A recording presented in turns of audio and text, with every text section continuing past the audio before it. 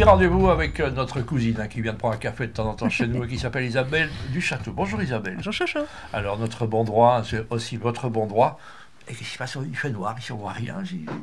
Ce studio est complètement opaque. Hein? Ah oui, c'est ça. Oui. Ah, tu es là. Parce que l'opacité en Belgique, c'est pas un accident, c'est une tradition. Hein. Voilà. C'est la même tradition que les Gilles de Binge. Démocratie, hein, donc, Oui, enfin une démocratie sans transparence, ouais, ça n'est plus sans vraiment c'est plus vraiment une démocratie. Et donc dans notre pays, les milliards disparaissent dans le brouillard. C'est un peu comme si on faisait la tournée des bars en étant complètement bourré. On sait que c'est nous qui avons payé les tournées générales, mais on ne sait plus à qui.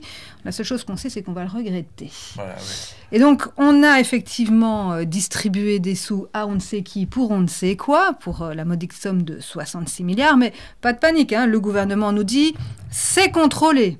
Mais contrôlé par qui ?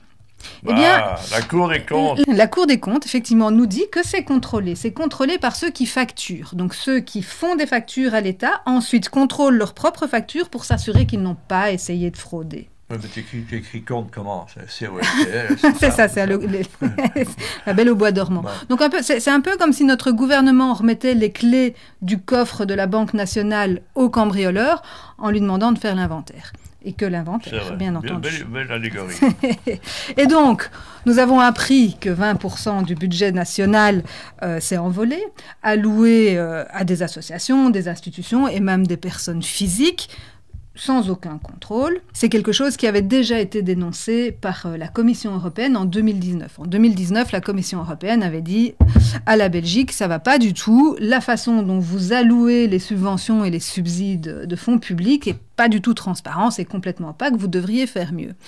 C'est quand même un peu rigolo de s'apercevoir que la Commission européenne nous fait la morale sur la transparence, à partir du moment où c'est quand même un petit peu la Commission européenne qui a négocié des contrats vaccins pour des milliards d'euros par SMS entre 23h et minuit.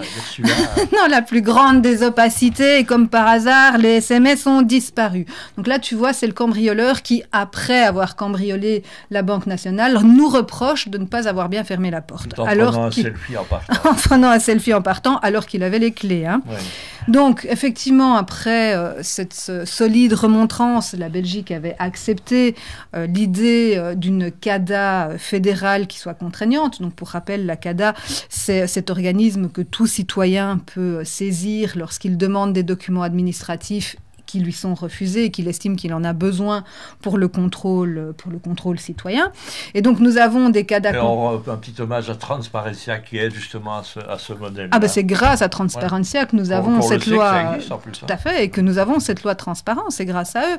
Et donc, nous avons au niveau régional des CADA qui sont contraignantes, qui obligent les administrations à remettre les documents quand elles estiment que... Ils ont 30 jours pour le faire. Ils ont 30 jours pour le faire. Quand la CADA estime que le citoyen a raison et doit avoir ces documents, elle oblige l'administration à les remettre, mais pas au niveau fédéral. Et comme par hasard, au moment où il a fallu voter pour cette loi d'une CADA contraignante au niveau fédéral, le PS, le MR, Voreut, le CDNV, l'OpenVLD et Groen ont voté contre. Ils ont dit non.